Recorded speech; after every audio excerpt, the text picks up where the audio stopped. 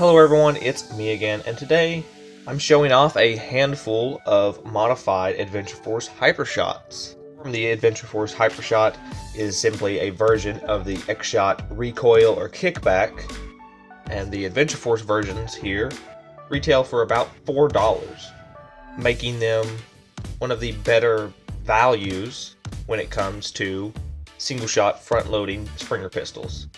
And here today I have 3 of them, all of which have been modified. And so without further ado, let's start with the first one. So first up we have the Mark I, which was the first one of these that I modified all the way back in mid-2019. It's got a cut down big bad bow spring and about 2 inches of brass for the barrel, and I filled the dead space on the plunger head. This was shortly after this blaster was released, and when I was strolling through my local Walmart and saw a compact Springer pistol for a whopping $4, I absolutely had to pick one up.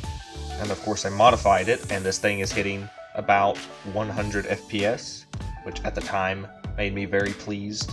And just so you guys can get a better idea of what's been done to this, I'm going to go ahead and open it up.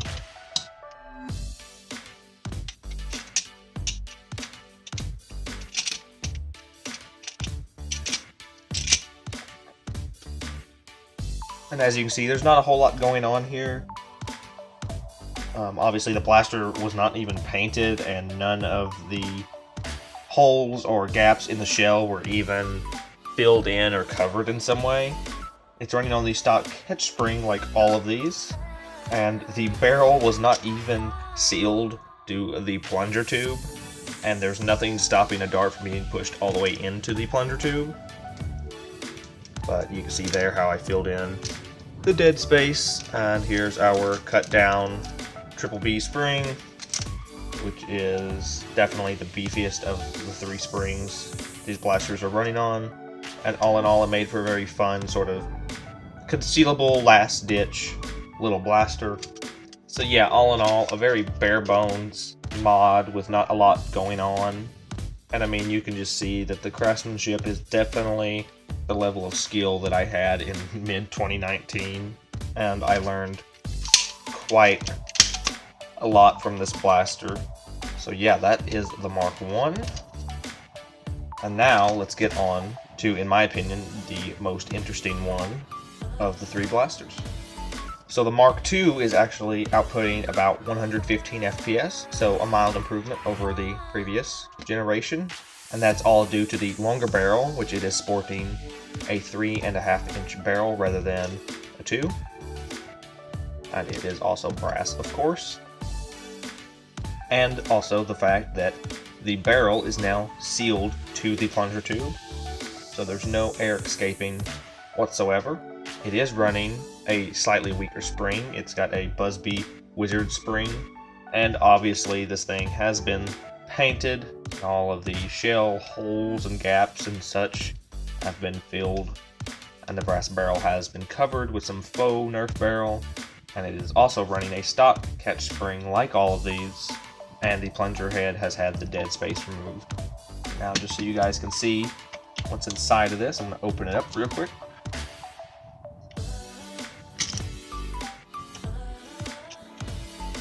So yeah, as you can see, definitely a little more going on here and a little bit better build quality, since this was indeed finished in late 2020.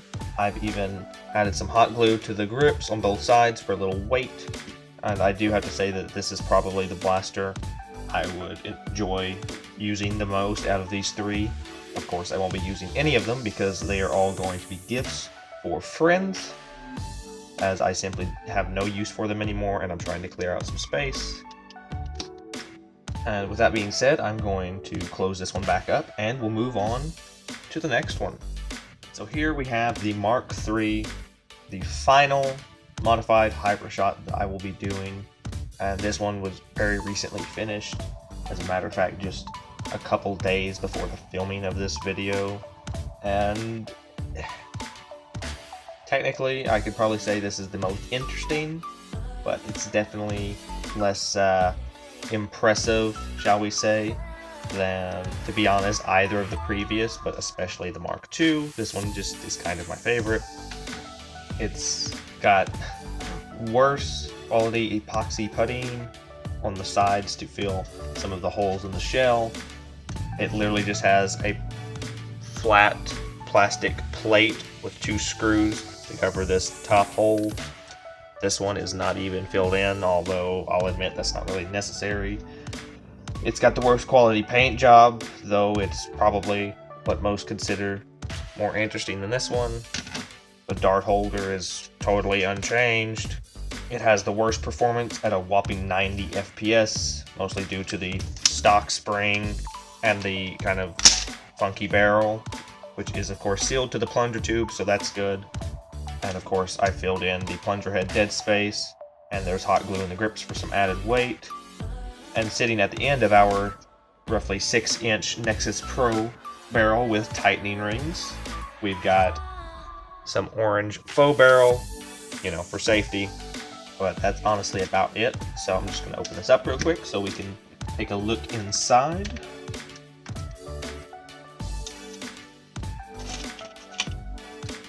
And so yeah, you can see, just like the rest, not a ton going on.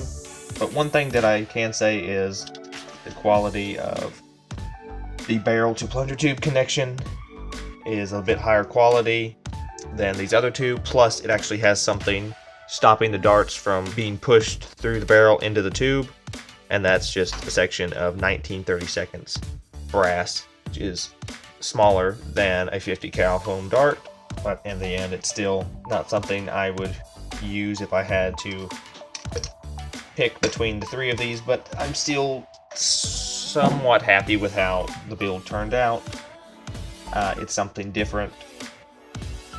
And I was actually planning a 4th Hypershot mod where I was going to hopefully get one to 140 or 150 FPS, which is entirely possible, but I misplaced my other stock Hypershot, and at this point I just don't have a ton of time for a really involved build like that I'm most likely just going to give away.